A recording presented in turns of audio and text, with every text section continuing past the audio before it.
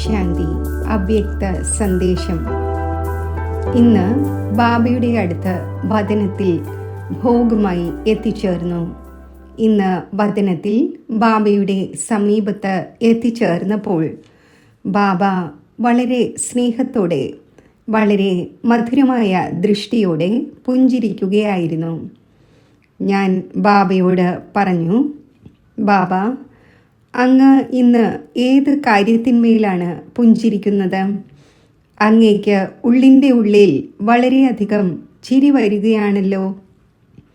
അപ്പോൾ ബാബ പറഞ്ഞു, ലോകത്തിൻ്റെ കണക്കനുസരിച്ച് ഈ വിശേഷ ശ്രാവണ മാസത്തിൽ വിശേഷിച്ച് ശിവനെ തൃപ്തിപ്പെടുത്തുന്നതിനു വേണ്ടി, സന്തോഷിപ്പിക്കുന്നതിനു വേണ്ടിയും വളരെയധികം കാര്യങ്ങൾ ചെയ്യുന്നു. ബാബ പറഞ്ഞ കാര്യങ്ങൾ ഞാൻ വളരെ ശ്രദ്ധയോടെ കേൾക്കുകയായിരുന്നു. പിന്നെ ഞാൻ ബാബയോട് പറഞ്ഞു, ബാബ, ഇന്ന് വിശേഷിച്ച് കുമാരിമാരുടെ ഓർമ്മകളുമായി വന്നിരിക്കുകയാണ്, സഹോദരിമാരുടെയും ഓർമ്മകളുമായി വന്നിരിക്കുകയാണ്. ബാബ പറഞ്ഞു, വിശേഷിച്ച് ശ്രാവണ മാസത്തിൽ വിശേഷിച്ച് കുമാരിമാർ ഏതൊരു കാര്യമാണോ ഓർമ്മിക്കുന്നത് എന്നറിയാമോ? എന്താണ് ആവശ്യപ്പെടുന്നത്? ഞാൻ പറഞ്ഞു, ബാബ, എനിക്ക് അത്രത്തോളം അറിയില്ല. സഹോദരന്മാരും വിശേഷിച്ച് ശ്രാവണ മാസത്തിൽ ജലധാര നടത്തുന്നു. അവരും ചിലത് തീർച്ചയായും ആവശ്യപ്പെടുന്നു. വിശേഷിച്ച് എന്തെങ്കിലുമൊക്കെ ആവശ്യപ്പെടുന്നു. ശിവബാബയുടെ മുന്നിൽ, ഭോലാനാഥൻ്റെ മുന്നിൽ വിശേഷിച്ച് ഹർജി, അതായത് അപേക്ഷ വയ്ക്കുന്നു.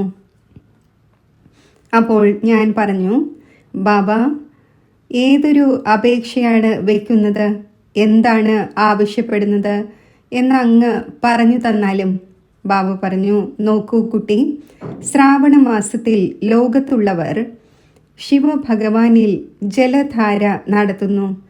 സഹോദരന്മാരാണെങ്കിൽ ആർക്കാണോ തൊഴിലില്ലാത്തത് അവർ തൊഴിൽ അഥവാ ജോലി ഡിമാൻഡ് ചെയ്യുന്നു, അപേക്ഷ സമർപ്പിക്കുന്നു. അല്ലെങ്കിൽ ആരെങ്കിലും ബിസിനസ് നടത്തുകയാണെങ്കിൽ അതിനു വേണ്ടി ചെയ്യുന്നു. എന്തെങ്കിലുമൊക്കെ ഇച്ഛയും അഭിലാഷവും വെച്ചുകൊണ്ട് ക്ഷേത്രത്തിൽ പോയി ജലധാര നടത്തുന്നു. ഞാൻ പറഞ്ഞു, ബാബ, കന്യകമാരുടെ കാര്യം ഏതാണ്?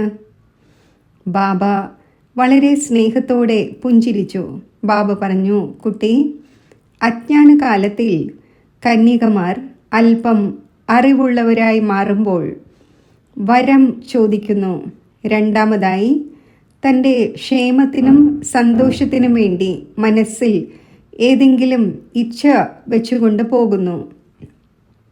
ബാബ ലോകത്തിലെ കുട്ടികളുടെ ഉള്ളിലെ ഈ രണ്ട് ദൃശ്യങ്ങളും കാണുന്നുണ്ടായിരുന്നു. ബാബ പറഞ്ഞു, കുട്ടി, പിന്നെ സഹോദരിമാർ എന്താണ് ആവശ്യപ്പെടുന്നത്? ബാബയുടെ മുന്നിൽ എല്ലാവരുടെയും അപേക്ഷകളും മനസ്സിൻ്റെ സങ്കല്പങ്ങളും എത്തിച്ചേരുന്നു. ബാബ പറഞ്ഞു, കുട്ടി, ബാബയുടെ മുന്നിൽ സഹോദരിമാർ ആവശ്യപ്പെടുന്നത് എന്താണ് എന്നത് കേൾപ്പിക്കാം. ചെറിയവർ വരം ചോദിക്കുന്നു, മുതിർന്നവർ വീട് ചോദിക്കുന്നു. നമുക്ക് ചെറിയൊരു സെൻറ്ററെങ്കിലും തീർച്ചയായും ലഭിക്കണം. ബാബ പറഞ്ഞ കാര്യം കേട്ട് ഞാനും ഉള്ളിൽ പുഞ്ചിരിക്കുകയായിരുന്നു. ഞാൻ പറഞ്ഞു, ബാബ, അങ്ങേക്ക് അറിയാവുന്നതാണല്ലോ. ബാബ പറഞ്ഞു, കുട്ടി, ബാബ എല്ലാം അറിയുന്നവൻ തന്നെയാണ്. ബാബ തൻ്റെ കുട്ടികളുടെ മുന്നിൽ ചില കാര്യങ്ങൾ വയ്ക്കുന്നു, കേൾപ്പിക്കുന്നു. ലോകത്തിലുള്ളവർക്ക് അല്പകാലത്തേക്ക് എന്തെങ്കിലുമൊക്കെ പ്രാപ്തി ഉണ്ടാകുന്നു. എന്നാൽ ബാബയുടേതായതിനു ശേഷം കുട്ടികളുടെ മനസ്സിലെ ഏതൊരു ഇച്ഛയോ അഭിലാഷമോ ബാബ മാറ്റിവെക്കുന്നില്ല, എല്ലാം പൂർത്തീകരിക്കുന്നു. ഭക്തിയിലും ഭക്തരായി മാറുമ്പോൾ ഭഗവാൻ പൂർത്തീകരിക്കുന്നു. ജ്ഞാനത്തിലൂടെ നടക്കുന്നവരാകുമ്പോൾ ബാബയുടെ കുട്ടികളിൽ ആരാണോ നിശ്ചയബുദ്ധി ആയിരിക്കുന്നത്, ശ്രീമത്ത് അനുസരിച്ച് നടക്കുന്നത്, ആജ്ഞാകാരിയായി നടക്കുന്നത്, ബാബ ആ കുട്ടികളുടെ, ആ സഹോദരിമാരുടെ, ആ പുത്രിമാരുടെ മനോകാമനകൾ തീർച്ചയായും പൂർത്തീകരിക്കും. ബാബ പറഞ്ഞു, സഹോദരന്മാർക്ക് അധികമില്ലെങ്കിലും അനേകം പ്രകാരത്തിലുള്ളവ കുറച്ചുണ്ട്. ബാബ പറഞ്ഞു, എന്നാൽ എപ്പോഴാണോ ബാബയുടേതാകുന്നത്, ബാബയിൽ നിശ്ചയമുണ്ടാകുന്നത്, ബാബയിൽ ബലിയർപ്പണമാകുന്നത്, അപ്പോൾ കുട്ടികളുടെ ആന്തരികമായ ഇച്ഛകളൊന്നും അവശേഷിക്കുന്നില്ല. കാരണം ബാബയുടേതാകുന്നതിനോടൊപ്പം തന്നെ ബാബ കുട്ടികളുടെ ആശകൾ പൂർത്തീകരിക്കുന്നു. എന്നാൽ ഏറ്റവും വലിയ കാര്യം ഇതാണ്, ബാബ ഓരോ കുട്ടിയുടെയും നമ്പർ വൈസ് നിശ്ചയവും പുരുഷാർത്ഥവും നോക്കുന്നു. ചില കുട്ടികൾ ഇതനുസരിച്ച് ബാബയ്ക്ക് വാക്ക് കൊടുക്കുന്നു, നിശ്ചയമുണ്ടാക്കുന്നു. ബാബ ഇത് ചെയ്തു തരുമെങ്കിൽ ഇങ്ങനെ ചെയ്യാം. പക്ഷേ ബാബ പറഞ്ഞു, ആ വാഗ്ദാനം ഇടയ്ക്കിടയ്ക്ക് നേർത്ത ചരട് പോലെയാകുന്നു. കുട്ടികളുടെ കാര്യം പൂർത്തിയാകുന്നു, പിന്നെ ആ നേർത്ത ചരട് പൊട്ടിപ്പോവുകയും ചെയ്യുന്നു. ബാബ പറഞ്ഞു, ബാബ ഈ വിധം കുട്ടികളോട് ഒരിക്കലും നേർത്ത ബന്ധം ബന്ധിക്കുന്നില്ല, ഉറച്ച വാഗ്ദാനമാണ് നൽകുന്നത്.